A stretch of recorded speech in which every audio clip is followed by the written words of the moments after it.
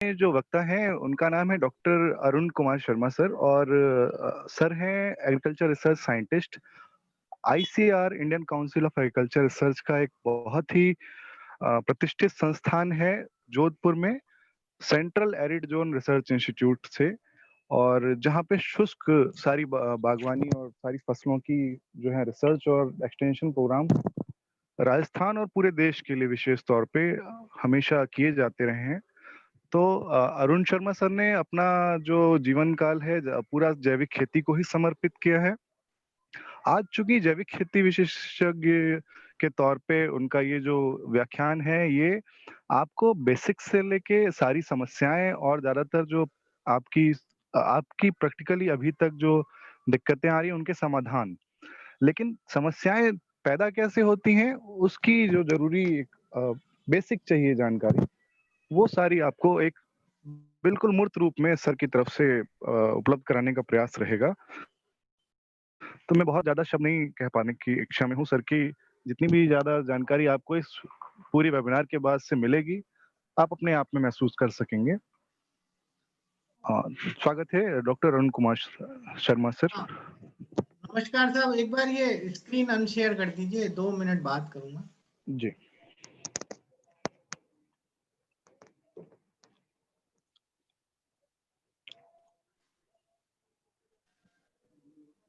Sir कर दिया। Sir एक छोटा सा निवेदन था, सभी पार्टिसिपेंट्स हमारे जो किसान बंधु पार्टिसिपेंट जुड़े हैं, कृपया कर फिर मैं निवेदन कर रहा हूं जिन्हें मैंने वेटिंग रूम में डाला था इसीलिए कि आप अपना नाम चेंज कर सकते हैं। आपसे निवेदन है आप अपना नाम क्लियर लिखें। मैं बार बार आपसे रिक्वेस्ट कर रहा हूं प्लीज। इससे क्या होता है कि आपको संबोधित करने में हमें आसानी रहेगी, प्रश्न उत्तर काल में आप ही के लिए अच्छा रहेगा। तो मेरा फिर से निवेदन है, आप कृपया कर अपनी प्रोफाइल में जाकर अपना नाम परिवर्तन कर लें और प्लीज माइक म्यूट रखिएगा। Over to you sir. Sir continue. हाँ जी, सभी किसान भाइयों को मेरा नमस्कार।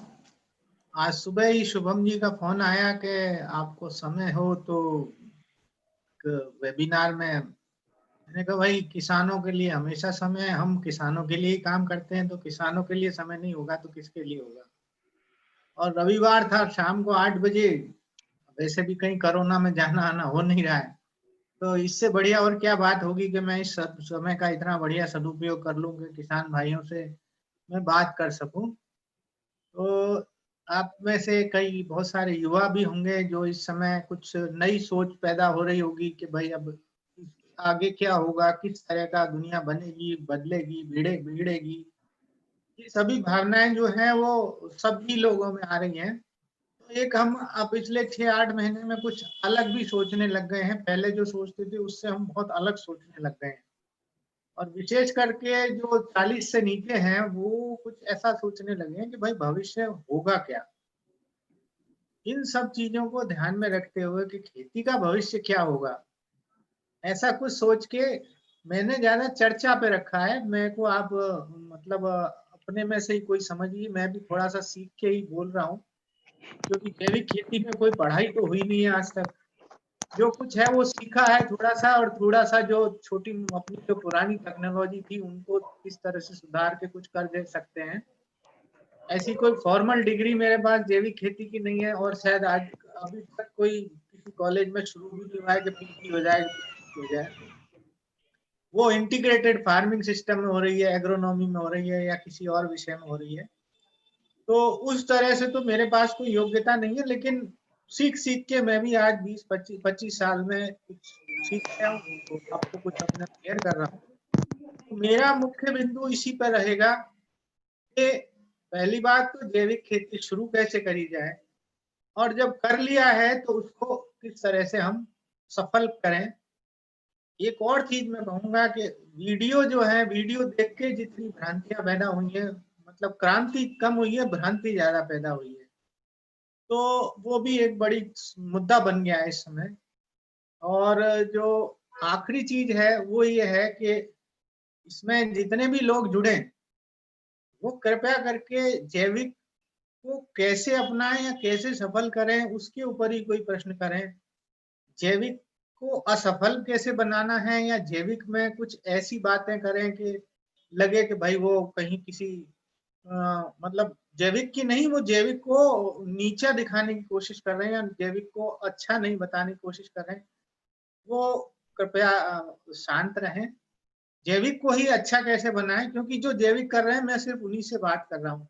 जो कोई दूसरी खेती कर रहे हैं उनसे मेरा कोई ज्यादा संबंध भी नहीं है, और उनसे नम्र निवेदन है कि वो शांत रहें। ऐसा मेरा छोटा सा अनुरोध है। तो मैं अब अपनी शुरुआत करता हूँ। अब प्रेजेंटेशन शुरू कर दीजिए।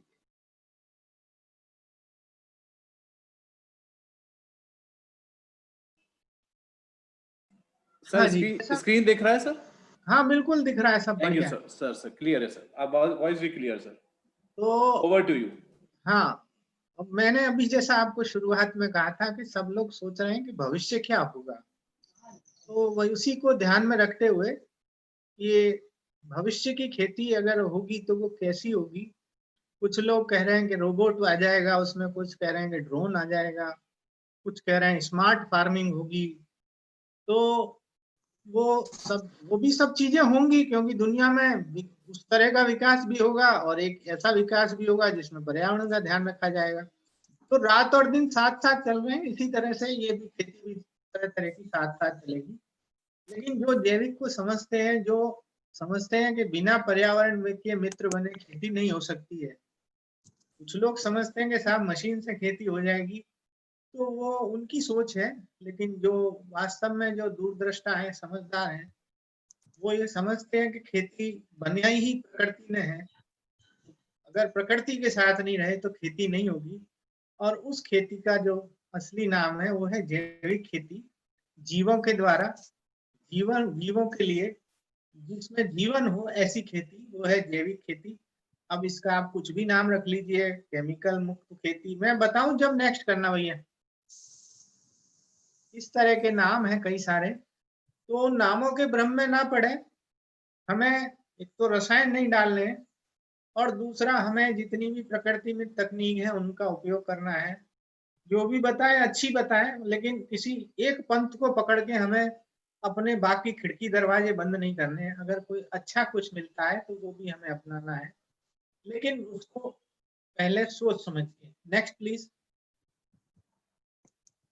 हाँ हाँ, अब भविष्य की खेती क्यों कहा मैंने? भविष्य की खेती इसलिए कहा कि आपके जितने बाहरी आदान हैं, कीटनाशक हैं या जो भी हैं, उर्वरक हैं, इनकी एक तो लागत बढ़ रही है, पर्यावरण थोड़ा सा खराब हो रहा है इनसे, सबसे ज्यादा असर स्वास्थ्य पे पड़ रहा है।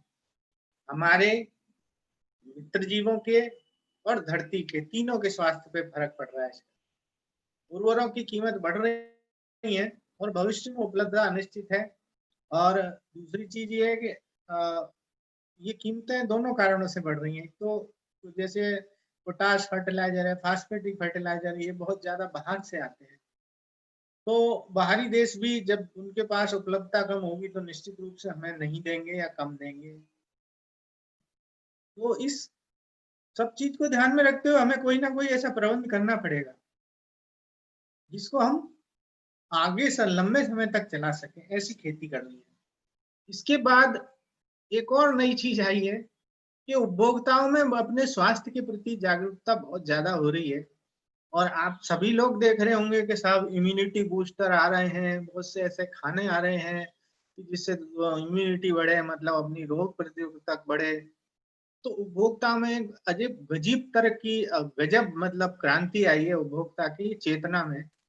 स्वास्थ्य के लिए जो अच्छा हो वही खाएंगे। इसके लिए देखते हुए कोरोना काल में जो जैविक उत्पादों की मांग जो है, कुछ रिकॉर्डों में, कुछ पत्रिकाओं में छपा है, करीब 30% तक बढ़ गई है। ये एक बहुत बड़ी चीज हो रही है, क्योंकि जब मांग बढ़ेगी तो किसान को बेचने में सुविधा होगी। अभी तक एक और जो भ्रम फैलाया जा रहा था कि भाई पैदा तो कर लेंगे, जैविक बेचेंगे कहाँ, अब वो वाली बातें नहीं रही हैं। अब कहीं से पता लग जाए उपभोक्ता कि वहां जैविक हो रहा है, तो वो 50 किलोमीटर दूर लेने भी पहुंच रहा है। और जो मेट्रो सिटी में रह रहे हैं उनका तो मतलब वो तो किसी कोई भी मूल्य देके उसको लेने को तैयार है। और जो आखिरी चीज मैं आपको बताना चाहता हूँ कि धरती का पर्यावरण बदल रहा है। तो पर्यावरण बदल रहा है गर्म हो रही है धरती, और इस धरती को गर्म करने में यूरिया डीएपी का बहुत बड़ा योगदान है, जिसमें से नाइट्रस ऑक्साइड गैस निकलती है। वो करीब 6% जलवायु परिवर्तन में इसका योगदान है। एक तो वो तरीका हो गया। दूसरा, जलवायु परिवर्तन में जब गर्मी बढ़ेगी, ये जो उर्वरक हैं, जिनको फर्टिलाइजर्स हैं, ये उस गर्मी को मतलब सहने के लिए बजाय उसको और उसमें आग में घी का काम कर रही हैं।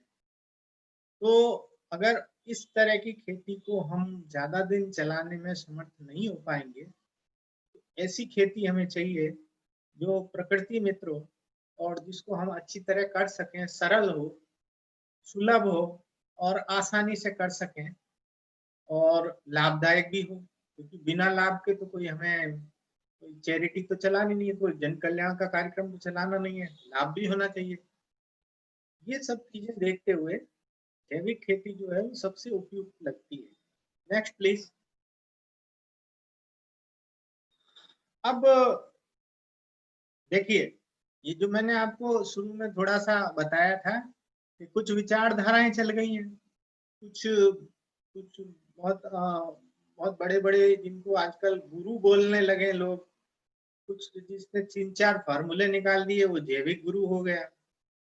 ऐसे करके विचारधाराएं चल रही हैं बहुत सारी। तो जैविक खेती में रासायनिक तो एक है, लेकिन जैविक खेती बहुत सारी हो गई और सब एक दूसरे को विरोधी की नजर से देख रहे हैं। ये एक सबसे बड़ी विडंबना हो गई है।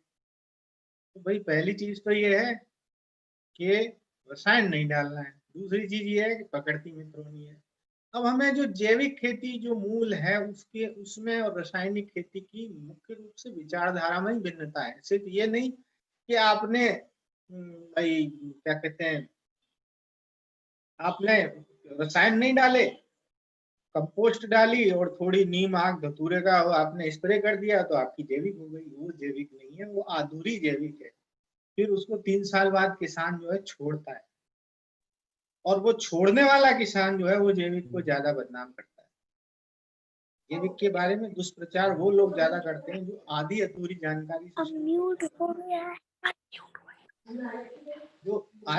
जानकारी से शुरू करते हैं, और फिर जब उनसे नहीं हो पाता है तो वो फिर उसको क्या कहते हैं, नाच न जाने आंगन टेढ़ा, वो वाली स्थिति हो जाती है। बिल्कुल सही कहा, जैविक खेत के साथ सोच भी जैविक होनी चाहिए। पहला चीज तो है जैविक विविधता है, इसका सबसे बड़ा आधार है, जिसमें उसमें होती है एकल फसल, एक सोयाबीन, एक गेहूं, एक धान, एक कपास। इसमें आपको विविध फसल होंगी। भाई ये सब बातें करेंगे बिल्कुल आपकी। तो दूसरा चीज है विकेंद्रित आदान व्यवस्था। सब चीज किसान के खेत पे बनती है, किसान के खेत पे बनती है। आपका बीज किसान के खेत पे, कंपोस्ट किसान के खेत पे, और कीट नियंत्रक किसान के खेत पे, सब चीज किसान के खेत पे बन रही है। जबकि उसमें रासायनिक खेती में सब चीज बड़ी बड़ी कंपनियों से, फैक्ट्रियों से आती है, तो खेत गांव में रोजगार ही नहीं बचता है। प्रकृति से मित्रता होती है इसमें, उसमें प्रकृति पर नियंत्रण का प्रयास किया जाता है। उसका प्रकृति पर नियंत्रण का एक सबसे बड़ा आप उदाहरण देखिए, जो है पॉली हाउस। इसमें आपको हवा, पानी और जो कुछ भी है सब कंट्रोल किया जाता है कि मेरे कंट्रोल में सब चीज। उसकी कितनी बड़ी कीमत होती है प्रकृति, मतलब आप साधनों की, वो भी आप नाप के जरूर देखिए। इसमें उपलब्ध साधनों का पूरा सही उपयोग किया जाता है, जबकि रासायनिक खेती में ये है कि अधिक से अधिक उत्पादन देने के लिए आप कुछ भी डालो, उस चक्कर में लागत ज्यादा हो जाती है। अभी भी मानसिकता हमारी ये है कि भाई बोरियां ज्यादा भरो, और बोरी ज्यादा भरने के चक्कर में आपकी जो गुणवत्ता है, क्वालिटी है, वो खराब हो जाती है। जैविक खेती में ज्ञान और अनुभव पहली चीज है। रासायनिक खेती में धन चाहिए आपको, हर चीज के लिए धन चाहिए, बीज खरीदने के लिए, उर्वरक खरीदने के लिए, कीटनाशक के लिए। और अभी तो नया चल गया है वो खरपतवार नाशी, जिसको मतलब घास फूस नाशी या कचरा पर खत्म करने को एक नया वीडिसाइड का नाम चल गया है। तो रासायनिक खेती की मानसिकता है, उससे ज्यादा नुकसान हुआ है। उर्वरक की मानसिकता तो है, लेकिन जैविक खेती के उसकी मानसिकता अपनाना सबसे जरूरी है। Next please. अगला, हाँ, अब देखिए, और एक भ्रम जो फैलाया जाता है जैविक खेती के बारे में कि भाई ये तो पुरानी खेती है, बहुत पुरानी खेती है, हमारे पूर्वज करते आ रहे हैं। वो भी बात सही है, पुरानी खेती है, लेकिन मैंने भी अपने जो स्नातक स्तर में पढ़ा है, और भी लोगों ने पढ़ा होगा, ये मैं जितनी चीज बता रहा हूँ, फसल चक्र, फार्मिंग सिस्टम, सस्य वानिकी, फसल चक्र में दलहन, हरी खाद, बायो फर्टिलाइजर, बायो पेस्टिसाइड, फसल अवशेष का कैसे प्रयोग हो, और संवर्धित खाद कैसे बने, मल्चिंग, संरक्षित मतलब कंजर्वेशन फार्मिंग, वर्षा जल संरक्षण, जल का उपयोग, ये सब चीजों पे आप देखिए 100 नहीं, हजार हजार पेपर होंगे। साइंस अभी भी कई यूनिवर्सिटी में सब पे रिसर्च चल रही है, लेकिन अलग अलग। अगर इन सब तकनीकों को हम मिला दें, यही जैविक खेती है, इन सब तकनीकों को मिला दो और रसायन मत डालो, यही जैविक खेती है। तो जैविक खेती कोई पुरानी नहीं है, पुरानी भी है और नई भी है, क्योंकि आज भी रिसर्च हो रही है। तो ये चीज समझने की बात है। कोई कई जगह कई तरह के भ्रम फैला रहे हैं, इन चीजों को समझना बहुत जरूरी है। मैं मेरे को हर रोज इस तरह के प्रश्नों का सामना करना पड़ता है, इसीलिए मैंने अपना छोटा मोटा ये आपको प्रेजेंटेशन बनाया है। ये भ्रमित करने वाले बहुत आ जाते हैं, तो ये चीज आप ध्यान रखिए। ये सब चीजें अभी भी इन पर रिसर्च हो रही है। अब वो इंटीग्रेटेड फार्मिंग सिस्टम पे भी रिसर्च हो रही है, जो हमारे पूर्वज करते थे, पेड़ भी होते थे और क्या कहते हैं, पशु भी होते थे, कुछ फसलें भी होती थी, वो सब चीजें वापस आ रही हैं। लेकिन वो, उनको आप कहते हो कि आप मतलब हम बहुत एडवांस खेती कर रहे हैं, बहुत आधुनिक कर रहे हैं, और जैविक को पुरानी कहते हो, उसमें कहीं ज्यादा सार नहीं है। अगला, नेक्स्ट प्लीज। अब अभी ये देखिए, ये मैंने इसलिए आपको सब बना के दिया है कि भविष्य में क्या होने वाला है। अभी बहुत सारे लोग गांव की ओर आ रहे हैं, और कोरोना में तो बहुत सारे युवा लौट के आए। आप विश्वास नहीं करेंगे, रोज ही मिलने आते हैं कई युवा के साथ, हमें तो खेती करनी है और जैविक खेती करनी है अपने गाँव में, क्योंकि बचपन उनका खेत में बीता था, और अब उनको जब उन्होंने बैठ बैठ के कमरों में बहुत साल गुजार दिए, तो उन्हें लगा कि नहीं, प्रकृति के साथ ही रहना चाहिए। क्योंकि बहुत सारे लोगों को कुछ कुछ रोग पैदा हो गए, कोई हड्डी का रोग हो गया, किसी को कुछ हो गया, कहीं वो उनको और भी बहुत सी बातें हो गई, कहीं मंदी आ गई तो कंपनी ने निकाल दिया। तो अब लोग वापस अपने घर आ रहे हैं, और कई लोग उसमें से अपने ज्ञान का प्रयोग होते हुए बहुत अच्छी खेती करना चाहते हैं। और उसमें से वो सभी लोग जो मेरे को पता है, जितने भी नए आ रहे हैं, वो सब जैविक करना चाहते हैं। सबको ये आभास हो गया है कि जैविक ही चलेगी। तो जैविक खेती में सब चीज आपके घर में बन रही है, तो गांव में ही रोजगार है।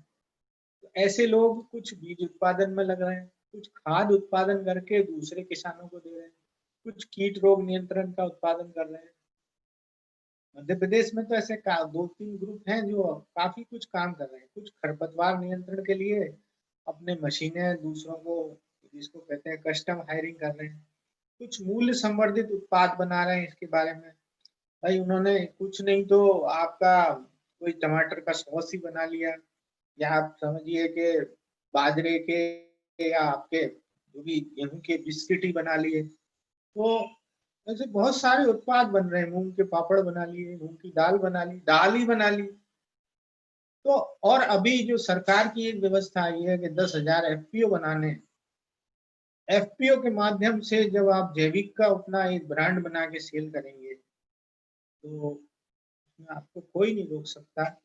एक बहुत बड़ा आपको अच्छा लाभ और नाम दोनों लेने के लिए, और ये चीज अब बढ़ने वाली है, ऐसा सरकार के भी प्रयास हो रहे हैं, और धीरे धीरे उसमें युवा बहुत सारे जुड़ रहे हैं। तो दोनों ही तरह से एक भविष्य की अगर कोई खेती है तो वो यही। Next please. मांग भी बढ़ रही है, मैंने अभी आपको कहा था। तो ऐसा जो बहुत सारी जड़ी बूटियां हैं, हमारे चावल हैं और बहुत सारे उत्पाद हैं जिनका मांग बहुत बढ़ रहा है। मसाला अभी 20% मसाले का उत्पादन मतलब एक्सपोर्ट हो रहा है। चावल, कपास, सब्जी, इन सब का अच्छा मांग है और निर्यात हो रहा है 4,600 करोड़ रुपए का, बढ़ रहा है ये। और निर्यात के साथ साथ आप ये देखिए कि देश में जितना जैविक उत्पादन की मांग है उतना मिल नहीं रहा है। अभी जो पिछले 8 महीने में जो स्थिति हुई है उसके हिसाब से तो इतने सारे लोग जैविक खाने के लिए उत्सुक हैं, लेकिन सही जैविक मिलना और सही कीमत पे मिलना ये एक अभी बहुत बड़ी चुनौती है, इसको हम सबको मिलकर ठीक करना है। Next please. इतना क्षेत्रफल बढ़ता जा रहा है, ये आज से कोई 5-7 साल पहले ये 1/3 था जो आज 36 लाख हेक्टेयर में हो गया है। 7.5 लाख किसान इसमें सहयोगी हो गए हैं। 60 और इसके अलावा ये तो वो है जो प्रमाणित है, इसके अलावा 60% भाग देश का ऐसा है जो वर्षा आधारित है, जहाँ बहुत कम प्रयोग करते हैं किसान, उसको तो बड़े आसानी से आप जैविक बना सकते हैं। तो उन क्षेत्रों पर भी हमको ध्यान देना चाहिए और सरकारी रूप से भी शायद कुछ योजनाएं आएंगी जो ऐसे बारानी क्षेत्रों के लिए होंगी, क्योंकि बारानी क्षेत्र का किसान बहुत ज्यादा मुकन सिंह रहता है, तो उनको ये बहुत बड़ी समस्या है और उनका अगर जैविक प्रमाणित हो जाए तो निश्चित रूप से उनको बहुत लाभ होगा इन चीजों में। Next please. अब जो मैंने आपको बताई थी, अगर कोई खेती टिकाऊ होगी तो टिकाऊ करने के लिए उसको सरल होना जरूरी है, सुलभ होना जरूरी है, लाभकारी होना जरूरी है। अब आप कहेंगे ये तो तीनों रासायनिक खेती में भी होती है, सरल है, बड़े आसानी से आपने यूरिया का कट्टा लाए डाल दिया, एक बोतल में आप पेस्टिसाइड लाए डाल दिया, लाभकारी भी है क्योंकि, लेकिन इसके जो रासायनिक खेती में आपको ये तीनों लाभ जो है ज्यादा दिन नहीं मिलते, लेकिन जैविक खेती में ये लाभ आपको निरंतर मिलेंगे। वो कैसे मिलेंगे वो आपको बताता हूँ। Next please. सरल खेती है, अपना बीज है, अपना अनुभव है और अपनी मेहनत है। गोबर और कचरे की खाद, फसल चक्र, कृषि मित्रों का खेती में सहयोग है, जैसे वृक्ष है, पशु है, पक्षी है, कीट है, नीम गोमूत्र आधारित कीट नियंत्रक है, कहीं से बाहर से कुछ लाना ही नहीं है। पारंपरिक ज्ञान का भी उपयोग हो रहा है और समय पर खेती करिए, इसमें सबसे बड़ी चीज ये है, इस समय जो काम करना है वो करिए और उपभोक्ता पे विश्वास धीरे धीरे पैदा होता है। उपभोक्ता को बुलाइए या आप उपभोक्ता से मिलिए या ग्रुप बना के मिलिए। तो बहुत से जैविक किसान ऐसे हैं जिनको अपने खेत से निकलने की फुर्सत नहीं है, सारा माल उनका एडवांस में बुकिंग होता है। एक बार उपभोक्ता को विश्वास हो जाए तो आपकी बेचने की समस्या तो बिल्कुल ही खत्म हो जाती है, लेकिन थोड़ा प्रयास करना पड़ता है। ये एक तो बहुत सबसे सरल खेती है, आपको कहीं जाना ही नहीं है, बीज लेने के लिए 5 किलोमीटर नहीं जाना है, धक्के नहीं खाने, कहीं खाद मिल रही है कि नहीं मिल रही है इसका भी कोई चिंता नहीं है। कीटनाशक आपके घर पे बना हुआ है, आपको 20 बार छिड़कना पड़े तो छिड़क दो। तो अब बताइए इससे सरल और कौन सी खेती हो सकती है। Next please. आसानी से उपलब्ध है सब चीज आपको, जल, जमीन, खाद, वनस्पति, पशु सब आपके गांव में है। उन्नत बीज का आप खुद उत्पादन करिए, भंडारण करिए, ग्राम या समान जलवायु क्षेत्रों में आदान प्रदान करिए। अब आप, मैं तो अपने यहाँ के एक उदाहरण दे रहा हूँ, मूंग अभी बाजार में 75 रुपए किलो जा रही है, 70 रुपए किलो जा रही है अच्छी वाली, लेकिन उसी का बीज जो है 150 रुपए किलो बिकता है। बीज में कुछ भी ज्यादा नहीं किया गया, बीज को साल भर रखा गया बस अच्छी तरह। अच्छा बीज था, उसमें थोड़ा सा आपने मतलब राख मिला दी, नीम का तेल मिला दिया, तो 6 महीने 8 महीने रखा रहा, आपका दुगला दाम हो गया, आपके घर से ले गए लोग खरीद के। एक चीज और है, इसमें कोई नकली का डर नहीं है कि भाई डीएपी नकली आ गई, कि आपका कोई पेस्टिसाइड नकली आ गया, पैसे भी गए, फसल भी गई, काम कुछ नहीं हुआ। यहाँ तो सब आप खुद बना रहे हैं। और ज्यादा उपयोग से भी कोई हानि नहीं है। अगर आपने 5 टन खाद की जगह 8 टन डाल दिया तो और अच्छा उत्पादन होगा। नहीं होगा तो कम से कम हानि तो नहीं होगी। जबकि रसायन में ये है, आपने 5 ml की जगह और कोई जो 10 ml डाल दी ना, तो सारी फसल जल जाएगी। एक बार प्रकृति का जीवन चक्र शुरू हो जाए तो कुछ बाहर से लाने की आवश्यकता नहीं है। ये 2-3 साल में आपका जैविक खेत बनता है, इसलिए पहली साल से आपको ज्यादा अपेक्षा न करें। एक बड़ा सरल फार्मूला है, एक गाय एक नीम 1 बीघा जमीन। अगर आप ये समझते हैं कि साहब एक गाय से मैं कई बीघा में जैविक खेती कर लूंगा, वो सोचने में तो बहुत अच्छा लगता है। कुछ ऐसे फार्मूले भी लोगों ने बताए हैं, लेकिन संभव नहीं हो पाता है, क्योंकि जितना गुड़ डालेंगे उतना ही मीठा होगा। तो आप उत्पादन जरूर ले लेंगे, लेकिन उत्पादन को एक सम्मानजनक स्थिति में, एक आर्थिक रूप से उपयोगी स्थिति में करने के लिए आपको निश्चित रूप से खाद और इन सब चीजों का प्रयोग करना ही पड़ेगा।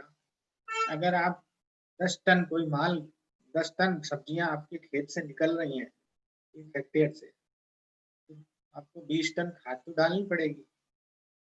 सिर्फ आप कोई 2-4 फार्मूले से तो नहीं उगा सकते 10 टन माल।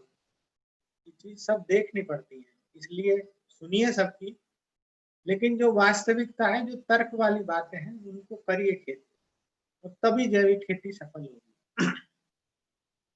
Next please. लाभकारी कैसी हुई भाई? ये सब चीजें तो आपने बनाई, मेहनत लगी इसमें बस। ऐसा थोड़ी ना है कि आपकी कोई बीज आपको जो रेट लिखी हुई है उसी की देनी पड़ेगी। अच्छा, बारानी क्षेत्र का खेत है आपका, मान लो आप 3 बार बुआई कर लो, अपना बीज है। बाजार का बीज आप 3 बार बुआई करोगे तो आपकी खेती में क्या लाभ होगा भाई? कभी बरसात बहुत ज्यादा हो गई, आपने बुआई करी, बहुत ज्यादा बरसात हो गई, 3 दिन बीज खत्म हो गया। आपने बुआई करी, 15 दिन बरसात ही नहीं हुई तो बीज खत्म हो गया।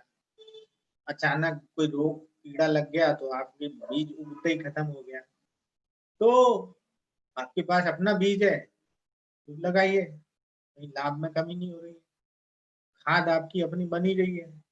कीट नियंत्रण में क्या है, नीम के पत्ते हैं, गोमूत्र है, आग धतूरा है, छाछ है, सब मिलता है घर में। आपकी मेहनत लग रही है बस।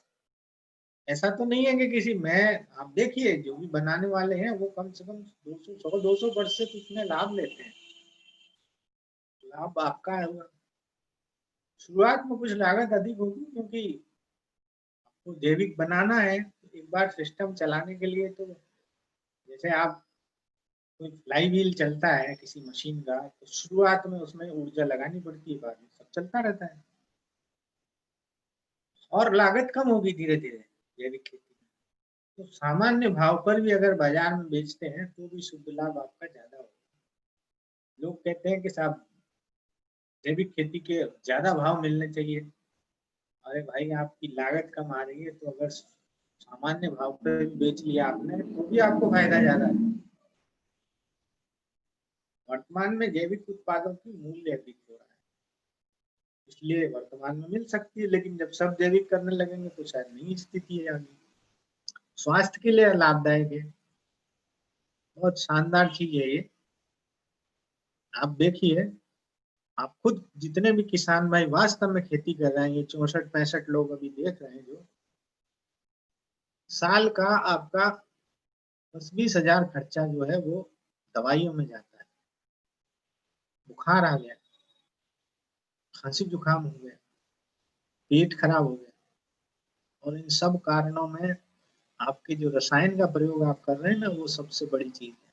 क्योंकि इनका प्रयोग आप करते हैं वो 90% आपके खेत में रहते हैं, खाने वाले पर 10% पहुंचते हैं। वो 10-20 हजार का खर्चा आपका निश्चित रूप से बचेगा। तो आपका वो खर्चा बचा, आपका स्वास्थ्य अच्छा रहा, और आप जितने दिन बीमार पड़ेंगे उतने दिन काम नहीं करेंगे, खेती नहीं देखेंगे, और खेती जो आपने 10 दिन भी नहीं देखी तो जो करा था पहले वो भी सब खत्म हो जाएगा। उपभोक्ता की भी दवा की बचत होगी। जलवायु परिवर्तन का कम प्रभाव होता है, क्योंकि इसमें आपके पेड़ भी होते हैं, पशु भी होते हैं, फसल भी होती है, जमीन में अच्छी खाद होती है, जमीन ठंडी रहती है, सूखा और वर्षा दोनों की स्थितियों में सहन कर सकती है, क्योंकि जमीन में पानी रोकने की ऐसी बढ़िया ताकत होती है। सूखे पड़ जाए तो भी वो पानी देती रहेगी, ज्यादा बरसात हो जाए तो उसको रख लेगी संभाल के। सुरक्षित खेती है, लाभकारी इसलिए भी है, सुरक्षा के लिए आप बीमा कराते हो, पता नहीं क्या क्या कराते हो। तो नकली बीज, नकली उर्वरक, नकली कीटनाशक है ही नहीं आपका, तो मतलब खतरा कोई है ही नहीं, सुरक्षित है। अपनी खेती को क्या खतरा है?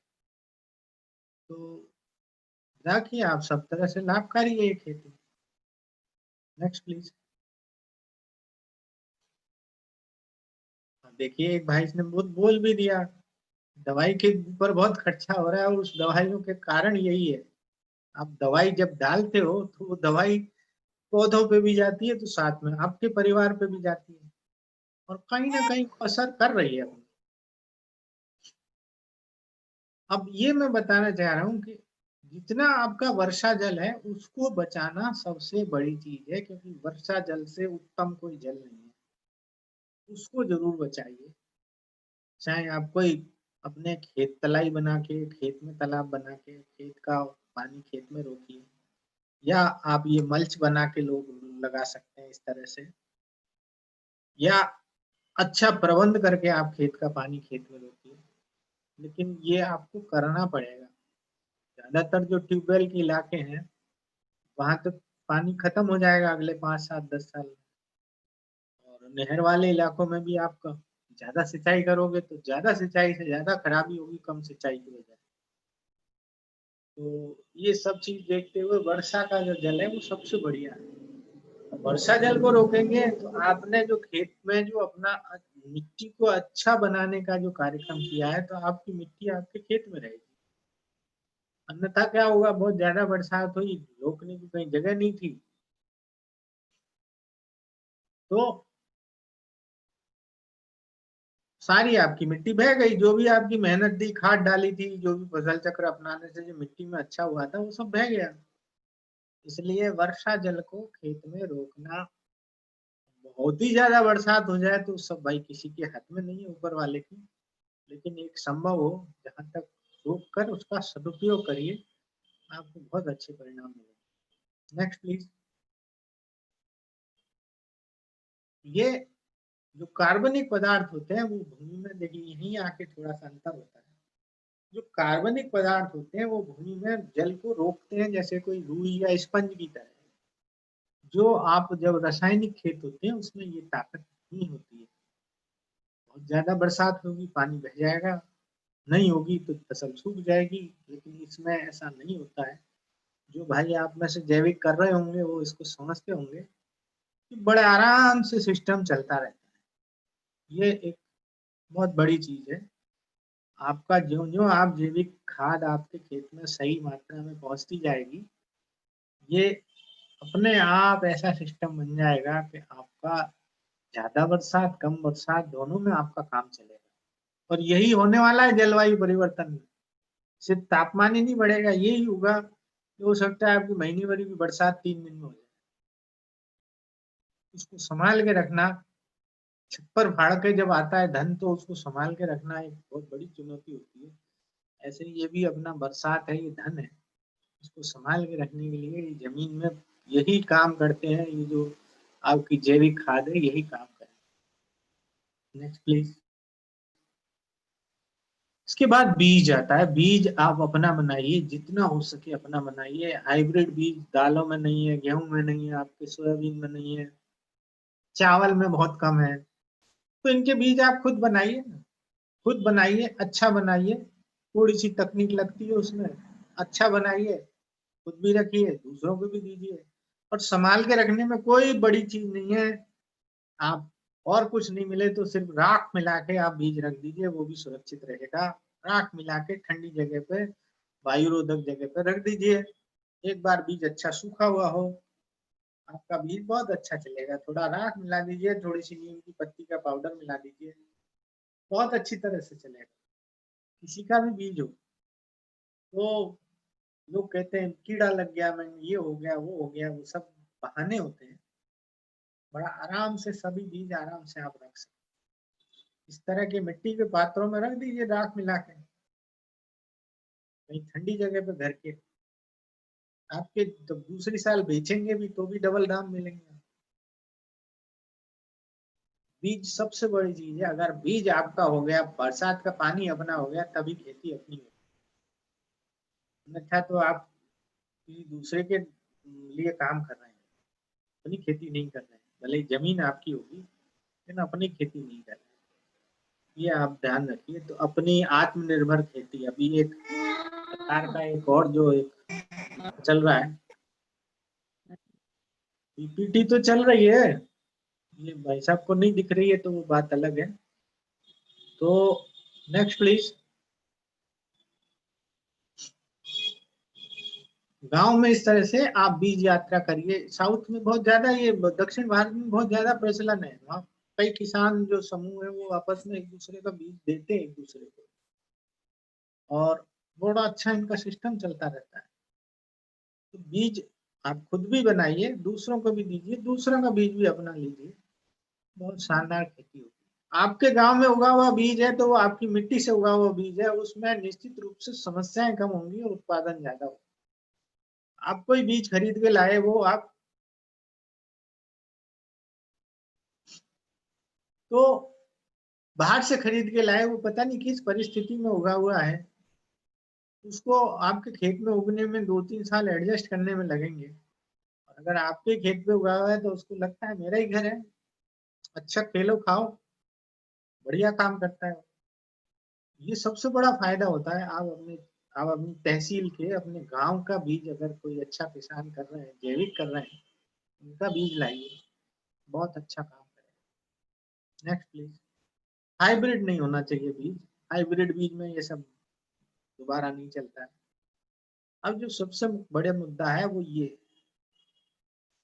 लोग कहते हैं मैं जैविक खेती कर रहा हूँ, मैं तो गेहूं की जैविक खेती करता हूँ, मैं चावल जैविक करता हूँ, मैं तो पूरा, मैंने आम जैविक कर रखे हैं, मैंने 5,000 पौधे लगा रखे हैं जो आम के, वो जैविक है। मेरी 50 बीघा में आलू है, वो जैविक है। भाई वो जैविक नहीं है, क्योंकि जैविक का सबसे बड़ा रूल है विविधता जरूर होनी चाहिए खेत। कुछ पेड़ हो, कुछ फसल हो, कुछ झाड़ियां हो, कुछ पशु हो, ये सब जब आपके खेत में होंगे तभी आपके जो पूरा आपके पास साधन है उनका सबका चक्रण, पुनर्चक्रण सही होगा, और वो आपको सही जैविक खेती टिकाऊ चलेगी लंबे समय तक, और आपको उत्पादन भी सही मिलेगा सबका। एकल खेती रसायन में होती थी, आप सिर्फ जैविक के आधार पर आप एक फसल करके आप जैविक को बहुत ज्यादा दिनों तक नहीं चला सकते। ये तो भूमि के ऊपर की है विविधता, भूमि के नीचे की विविधता कैसी है। Next please. हाँ, एक चीज ये भी बता रहा था कि जल संरक्षण बहुत जरूरी है, कंटूर मैपिंग वगैरह इस तरह की चीजें बहुत जरूरी है। जल संरक्षण जब होगा आपका, तभी आपकी खेती सबसे बढ़िया होगी। Next please. विविधता कई तरह से होती है, बीच में आपने बेल वाली फसलें लगा दी, दोनों तरफ पेड़ लगा दिए। Next please. नेक्स्ट। हाँ, अब जो मैं बता रहा था, नीम सबसे बड़ी चीज है। आप सवाल लिखते जाइए, नहीं तो मैं बस 5 मिनट 10 मिनट बाद, ज्यादा हो गया समय, 5 मिनट बाद 10 मिनट बाद मैं बंद करूंगा, फिर आप सवाल वैसे भी पूछ सकते हैं। नीम का एक बहुत बड़ा योगदान है। आपका कहीं ये शायद YouTube पे भी मिल जाएगा, आपका मेरा प्रेजेंटेशन बाद में पढ़ लीजिएगा, सुनते जाइए जल्दी जल्दी। तो नीम निबोली इतना काम की चीज है, आप इसको, नीम का पेड़ जरूर होना चाहिए, आपके बहुत लाभ करेगा आपको, अपने लिए भी। जैविक कार्बन कैसे बढ़ेगा सर? ये अभी लिख दो प्रश्न, अभी एक बार मैं बोल लूं। ठीक है जी, थैंक यू। तो एक 5 मिनट और मेरा प्रेजेंटेशन चलेगा, फिर आप बता दूंगा आपको। हाँ जी, आगे चलिए।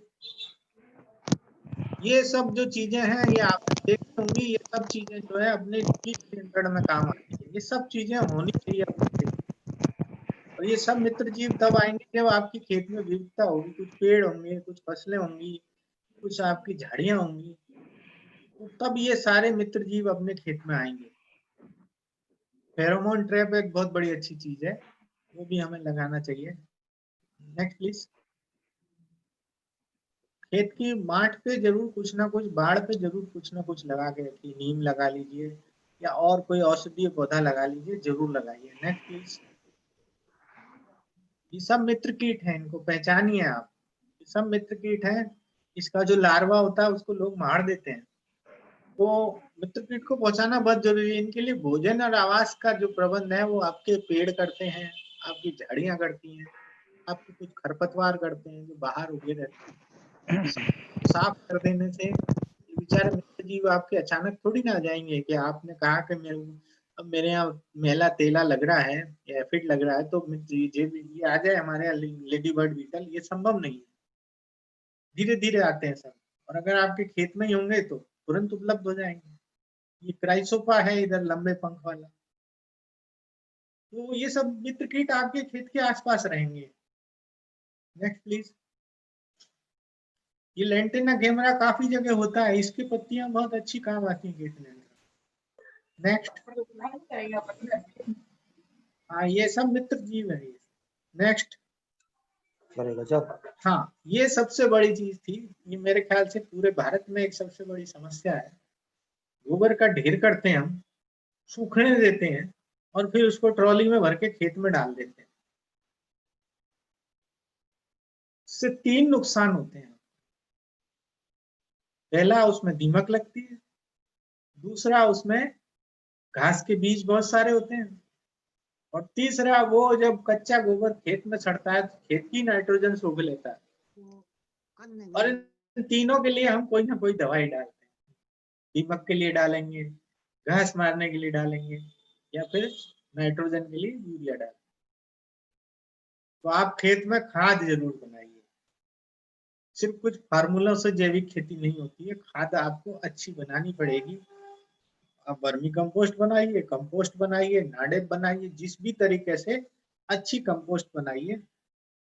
और कंपोस्ट में ये याद रखिए 3 चीजें बहुत जरूरी है। गाय का गोबर जो धूप में खराब नहीं हो गया हो, दूसरा गाय का गोमूत्र, और एक पेड़ों की पत्तियां और फसल अवशेष। ये तीनों चीज मिलके ही आपकी अच्छी कंपोस्ट बनती है। सिर्फ गोबर ही गोबर आपने गड्ढे में भर दिया, वो भी कंपोस्ट नहीं है। तो गोबर, गोमूत्र और पेड़ और फसल के अवशेष, ये तीनों मिलके आपकी अच्छी कंपोस्ट बनेगी और वही आपको लाभदायक रहेगी। और उनसे आपको ये रसायनों से वैसे ही मुक्ति मिल जाएगी। Next please. आप गोबर गैस बना सकते हैं, उसमें आपको गैस भी मिलेगी, स्लरी मिलेगी बनी बनाई। नेक्स्ट। ये देखिए, जमीन के अंदर ये सब जीव बहुत अच्छा काम करते हैं सब, और एक नहीं 25 तरह के जीव होते हैं, इनकी गिनती नहीं है।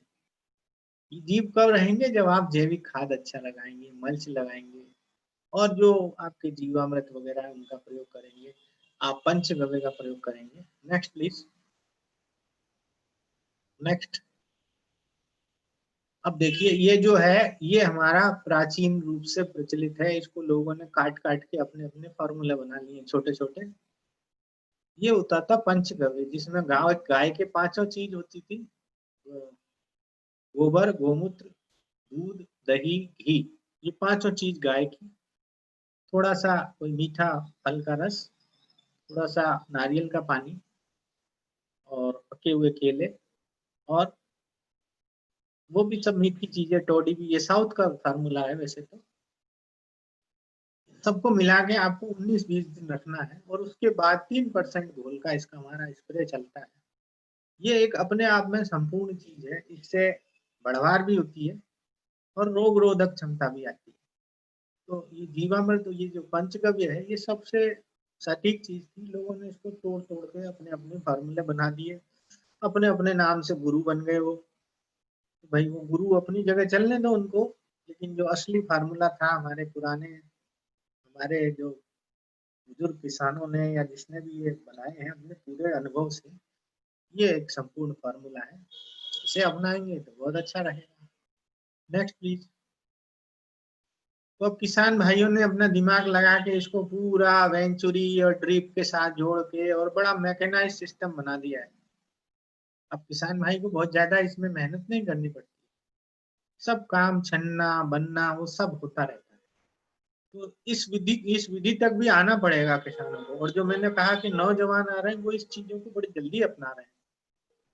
जैविक खेती भी बड़ी अच्छी हो रही है, ज्यादा लेबर भी नहीं लग रहा है और बड़ी सुविधाजनक बना रहे हैं लोग। तो हमें इस दिशा में भी सोचना है। Next please. ये देखिए ड्रिप सिस्टम में लगा दिया पूरा का पूरा, जैविक खेती का जितना भी है उसको छान के ड्रिप में मिला दिया। नेक्स्ट। कचरे को मत जलाइए कभी भी, कचरा बहुत काम की चीज है, मैंने बताया। Next please. मल्चिंग जो है वो आपकी कई तरह से हो सकती है, पत्तियों की हो सकती है, अवशेष की हो सकती है, फैलने वाली बेलों की हो सकती है, दलहन की हो सकती है। मल्चिंग से बहुत फायदे होते हैं, जमीन में पानी की बचत होती है, जमीन में जो सूक्ष्म जीव होते हैं वो अपने काम करते हैं। Next please. अरे भाई बहुत समय हो गया, चलते जाओ भाई फटाफट। हाँ, ये सब मल्च के प्रकार हैं, चलते जाइए। हाँ, ये अजोला वगैरह भी लगा सकते हैं, और जो मैंने कहा मिक्स्ड क्रॉपिंग लगा सकते हैं। हाँ, एक एक करके चलाते जाइए। कोई मुख्य आएगा वो लास्ट में एक आएगा वो मैं बता दूंगा। हाँ, ये चीज इसको रोकिए 2 मिनट। ये है सफलता की मुख्य चीज है। आपने कहीं से कोई फॉर्मूला सीखा, कोई बुराई नहीं है, लेकिन उसको छोटे एरिया में देखिए, करिए, आपके लायक भी है कि नहीं वो फॉर्मूला जरूर देखिए। सिर्फ अंधे भक्त मत बनिए कभी भी किसी के, अपने खेत के लिए पद्धति विकसित करें। योजनाओं का सहायक लें लेकिन निर्भर नहीं हो। आखिर में आपको जैविक खेती आत्मनिर्भर ही बनानी है। प्रमाणिक समूह में होता है, प्रमाणीकरण होता है जैविक खेती का, तो समूह में करिए, या अपना सीधा उपभोक्ता से संपर्क करके भी आप विश्वास करके भी बेच सकते हैं। बाजार से जैविक खेती में बहुत ज्यादा चीजें कुछ नहीं लानी है, विशेष करके खाद के कट्टे तो नहीं लाने। खाद आप खुद बनाइए। मित्र कीट को आप कहीं से ला सकते हैं, जैसे ट्राइकोग्रामा है, फेरोमोन ट्रैप आप जरूर लाइए। कुछ सूक्ष्म जीव है उनको भी ला सकते हैं, ट्राइकोग्रामा है और आपका मेट्रीजियम है या कोई बवेरिया है, इनको आप ला सकते हैं। सबसे बड़ी चीज जो है, मैंने जैविक पैदा कर लिया ना, तो मैंने उसको सफाई करी ना ग्रेडिंग करी, तो फिर जैविक के दाम अच्छे कहाँ से मिलेंगे। आप अगर ये सब चीजें कर दें तो आपको कई गुना ज्यादा दाम मिलेंगे। अभी दिवाली का अवसर है, मैं देख रहा हूँ कई हमारे जो युवा साथी हैं उन्होंने तिल के लड्डू बना लिए, और इसी तरह से मूंगफली की चिक्की बना ली। दाल का एक बहुत बढ़िया दाल की मिठाई बना दी उन्होंने, और बढ़िया शानदार पैकिंग कर दी उन्होंने। मैं कई ग्रुपों में डालता रहता हूँ, लेकिन आपके ग्रुप में मैं पहले था, फिर मैं बहुत कम लोग जैविक से जुड़े रहते हैं, और कुछ जो प्रश्न भी अनेकों तरह के होते हैं, तो मुझे ज्यादा उसमें अपनी उपयोगिता लगी नहीं थी। तो मैं डालता रहता हूँ कई लोगों को समाचार, शायद आप तक भी पहुंचते होंगे। तो ये पैकिंग और ग्रेडिंग जो है वो बहुत काम करती है, और इस तरह से त्योहारों के अवसर पर तो बहुत अच्छी कमाई भी हो जाती है लोगों को। तो जैविक खेती को सफल करना है तो ये सब चीजें करनी पड़ेगी, सिर्फ पैदा करने तक। और अगर आपने पैदा किया है और जो भी आपने उत्पादन किया है, यदि या तो आप उपभोक्ता ऐसा बढ़िया बनाइए तो वो आपके खेत से आके ले जाए, तो आपको ये सब चीजें नहीं करनी पड़ेगी। लेकिन अगर आप बहुत बढ़िया उसकी कीमत लेना चाहते हैं तो ये बहुत जरूरी है आपको कि अच्छी ग्रेडिंग पैकिंग करके ही आप बेच सकते हैं। जो आंवला आप 10 रुपए किलो बेचते हैं, उसको आप निश्चित रूप से 4 उत्पाद बना के आप निश्चित रूप से उससे 150 रुपए तक ले सकते हैं। तो ये सब चीजें आपको बहुत ज्यादा ध्यान रखनी है। Next please. है क्या कोई और? हाँ। ये वही चीज है कि आपने ध्यान रखा तो वही अनार आपका 100 रुपए किलो बिक रहा है, नहीं तो 20 रुपए किलो है। आपने कच्ची खाद को डाल दिया तो खराब हो गया, वर्मी कंपोस्ट बनाई तो आपको बहुत अच्छा लाभ मिला। Next please. जैविक प्रमाणीकरण होता है, मैंने बताया जैसा, एक पीजीएस भी होता है, वो भी आप करा सकते हैं। अभी समय कम है तो क्योंकि ज्यादा बोलूंगा तो फिर बहुत समय लग जाएगा। Next please. हाँ, आप दोनों तरह से जैविक खेती में अपना काम कर सकते हैं। आप खुद अपना एम्प्लॉयमेंट भी कर सकते हैं, सर्विस भी कर सकते हैं। कुछ युवाओं के लिए मैंने बनाया था ये लास्ट वाला। Next please. आप इस तरह के कई सारे कोर्सेज चल रहे हैं, वर्मी कंपोस्ट पे, बायो पेस्टिसाइड पे सर्टिफिकेशन पर, ये शॉर्ट टर्म कोर्स यूनिवर्सिटीज में चल रहे हैं। आजकल इंक्यूबेशन सेंटर खुल गए हैं हर यूनिवर्सिटी में, जहाँ पर आपको इस तरह की ट्रेनिंग मिलने लग गई। अभी पिछले 2 साल में सरकार ने कौशल विकास के नाम पर भी कई सारे ऐसे कोर्स, डिप्लोमा चल रहे हैं 6 से 12 महीने के। MBA ऑर्गेनिक फार्मिंग में चल रही है MIT यूनिवर्सिटी में। तो कोर्सेज बहुत सारे शुरू हो रहे हैं। आप यूनिवर्सिटी से, KVK से संपर्क में रहें। आपको अभी ये पिछले 2 साल में ये बहुत अच्छा डेवलपमेंट हुआ। आपको बाकायदा एक फॉर्मल ट्रेनिंग मिल रही है, इससे आप अपना ये सब काम कर सकते हैं। Next please. ये आप अपना सेल्फ हेल्प बनाइए, आप अपना खुद इनपुट बनाइए, सर्विस प्रोवाइडर बन जाइए भाई। आपको आता है जैविक कैसे प्रमाणीकरण होता है, क्या होता है। आप 200-500 किसानों की मिल के उनसे कुछ फीस लेके भी आप पूरी जैविक खेती करा सकते हैं।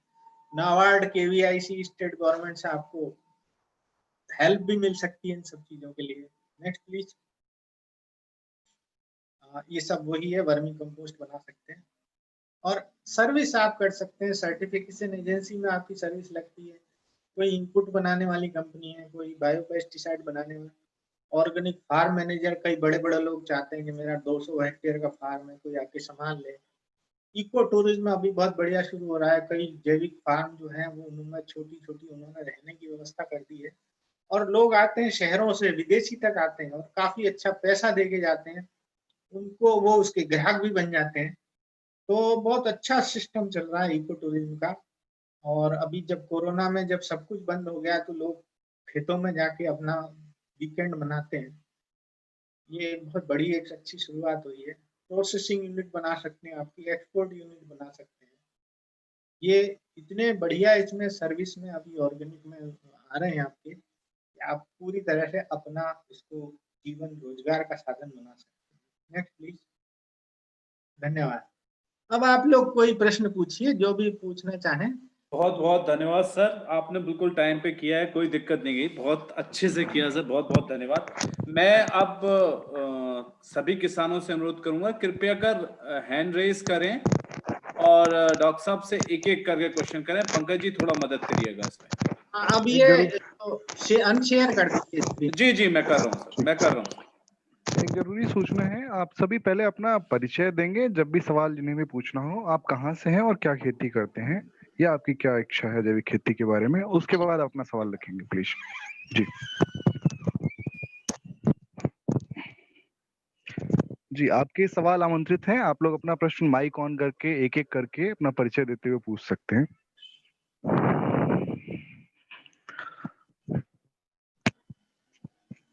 जी सुखविंदर जी, आपका सवाल था, आपका प्रश्न पूछिए, अपना परिचय दीजिए प्लीज।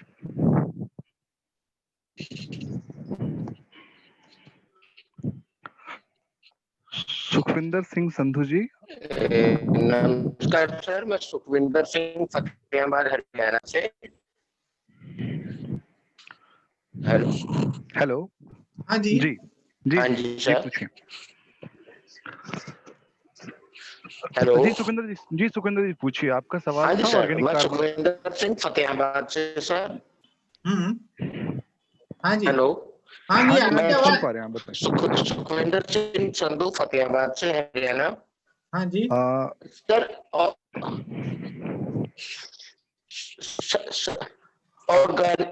ऑर्गेनिक कार्बन मैक्सिमम कितनी हो सकती है और ऑर्गेनिक कार्बन मैक्सिमम कितनी हो सकती है और इसको कैसे बढ़ाएं, जबकि हरियाणा में ऑर्गेनिक कार्बन 0.2% है। हाँ, देखिए ये अच्छा सवाल है। और हम लोग क्या है कि जो भी है वो अपना पूरा दिमाग जो है वो विदेशियों का अपना इस्तेमाल करते हैं। मेरा आपके प्रश्न समझ में आ गया मेरे।